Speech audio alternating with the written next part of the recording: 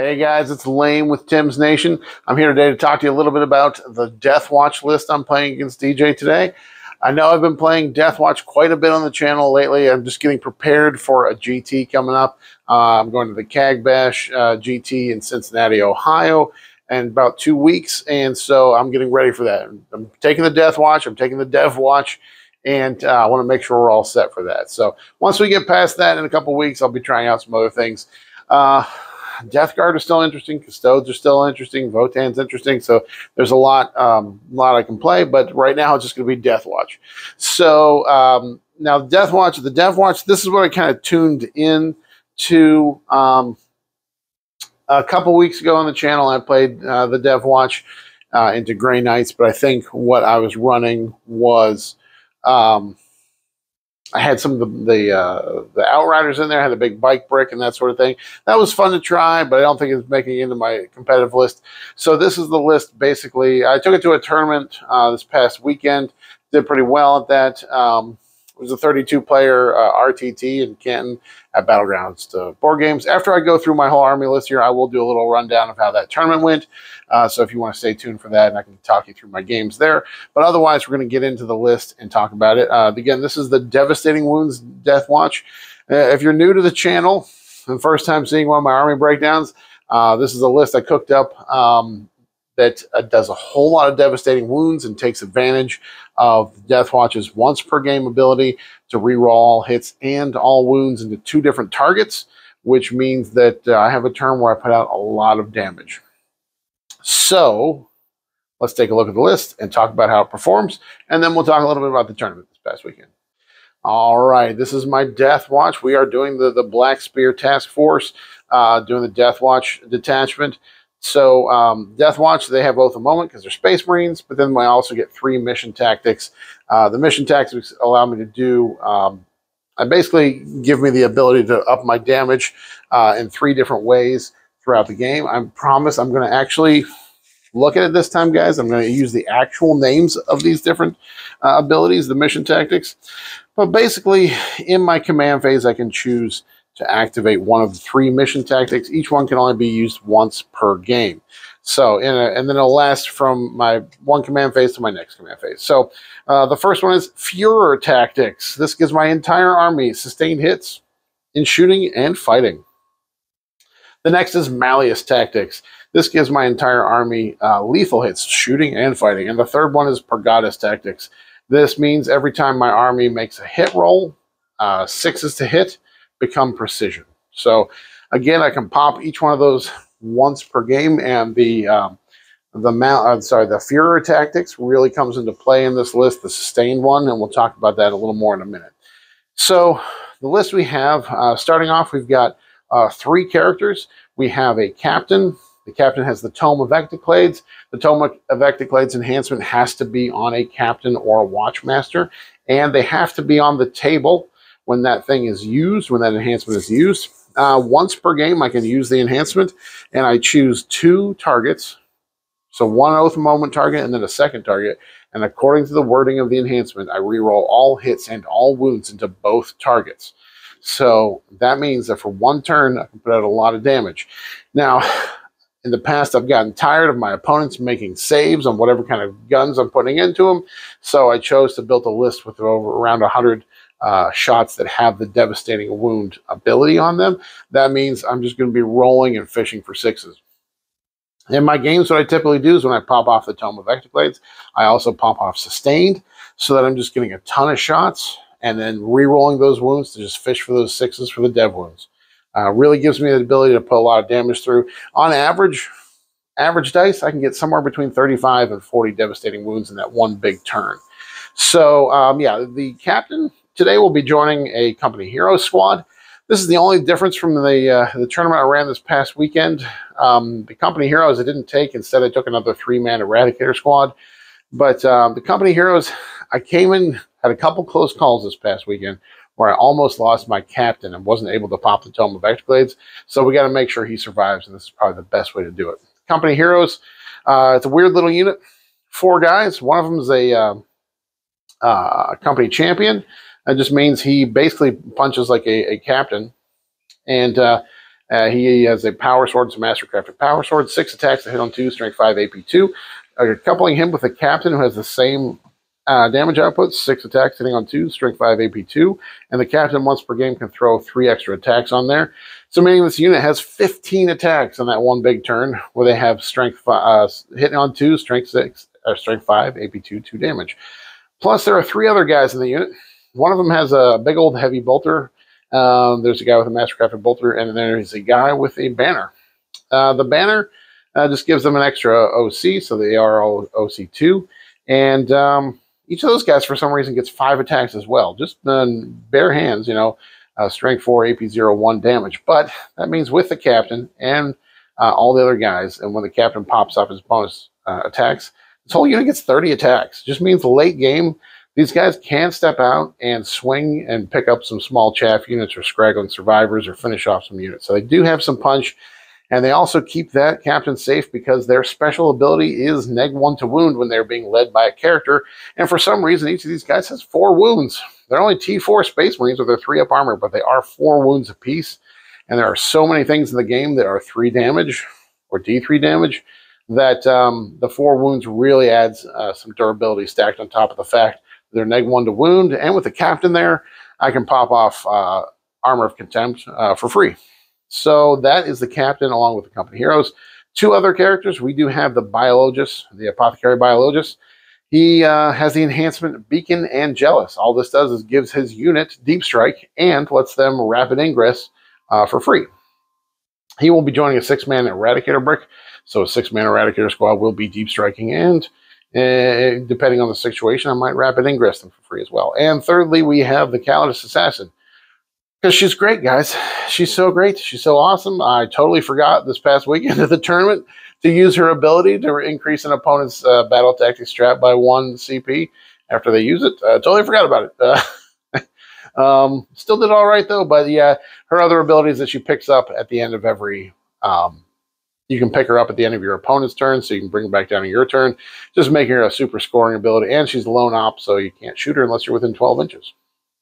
All right, on some squads. First of all, let's look at this big old brick. We have 15 Terminators, 3 5-man Terminator squads. These are DevWatch Terminators, and that means that they can take 3 heavy weapons per 5-man squad. So we have 3 assault cannons in each of these squads. The reason we're doing this is because those assault cannons have devastating wounds. And like I said, once per game, I'm going to be re-rolling all hits and wounds along with sustained on everything, meaning we'll crank out a whole bunch of devastating wounds in addition to regular damage too. Then the DevWatch Terminators, their special rule is just that when they complete a charge, anything they get into engagement range with does have to take a battle shock test. Next, on for troops, we do have 2 Eradicator squads. Like I said, this past weekend of the tournament, I had 3 Eradicator squads, a 6-man and 2 3-mans, because a 3-man can fit into my repulsors. But today we're just doing the 6-man that'll be accompanied by the biologist Apothecary, so they can deep strike, and then a 3-man that'll be riding around in one of the repulsor executioners. Eradicators, of course, their meltas are 18-inch range, but they reroll all hits, wounds, and damage anytime they make a ranged attack against a vehicle or monster, and range attack includes Overwatch too, so they can be a good Overwatch potential. Next, we have 3 Invader ATVs. Haven't used these guys in a long time, but the fact is they have assault cannons on them. They have Onslaught Gatling cannons on them, so 8 shots that have dev wounds in there. And they're quick, they move 12 inches. They're weirdly durable because they are 8 wounds, T5, and they're neither vehicle nor infantry. So there's a lot of stuff that is like anti-vehicle this or anti-infantry this. None of that stuff procs on these guys. And just the fact that they're small, they can scoot out there. On the turn, I pop off my dev wounds with my tome of Ectoclades and Sustain. They can contribute damage that way, but they're great for screening out chargers or deep strikers. We have so many deep striking units. They've just been really useful, and I love them. They really function well on this list. Next, we have 2 big old repulsor executioners.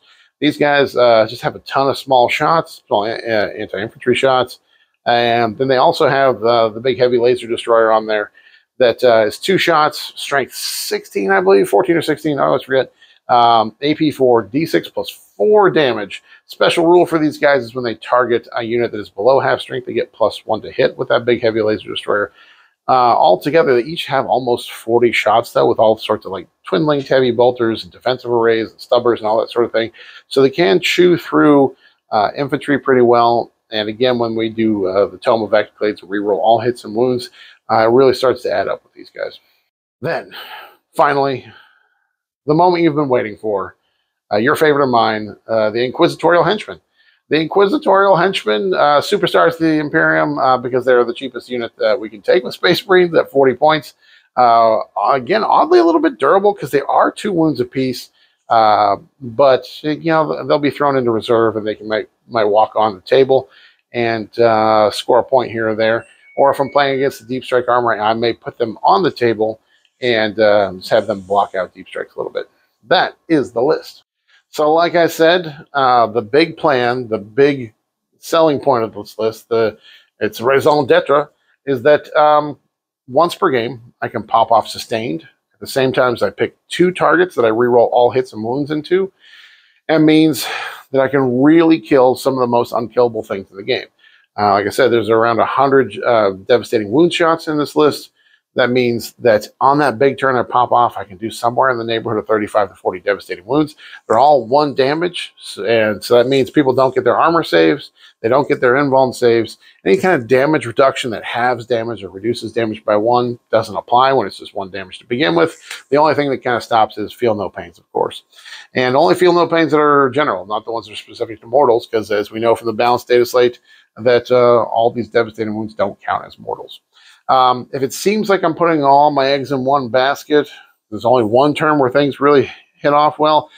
It does a tremendous amount of damage in that 1 turn, and the army is still strong otherwise. Eradicators are good into vehicles every turn that they're around. Like we said, we have the company heroes that surprisingly can fight pretty hard. Those repulsor executioners hit pretty hard as well. So it does have a lot of play in the rest of the game, especially with the DevWatch strat where I can pick up a unit, Teleportarium. I can pick up an infantry unit at the end of my opponent's turn and bring it down. So that means I can be doing that with a Countess and with an infantry squad, meaning just giving me that extra gameplay as well. And everything has devastating wounds. Even when they're not re-rolling wounds, they're still going to get some. There's so many shots in the army that some will still naturally roll 6s without the re-rolls, and that'll do work into anything again as well. So that is the list. Now, like I said, I played in a tournament this past weekend. We did pretty well. Didn't win anything, but it was a 32-player event. 36 signed up and 32 showed up the day of. We were at Battlegrounds to Board Games in Canton. They always put on a great show there. Thanks to Ed and Brandon, who run the store there and run the events. Had a great time there. My 3 games. First, I played Greg and his Death Guard. You guys know I'm familiar with Death Guard. He had an interesting list. Had some of the basics, like Plague Marines and Rhinos and the Allied and Brigands, but he also had 24 Nurglings, 24 Nurgling bases in a couple different squads, which I thought was hilarious. And it was a pretty neat idea because he took fixed secondaries, because those guys, even though their OC is 0, they can still go out and do actions, deploy teleport homers and engage at all fronts, that sort of thing.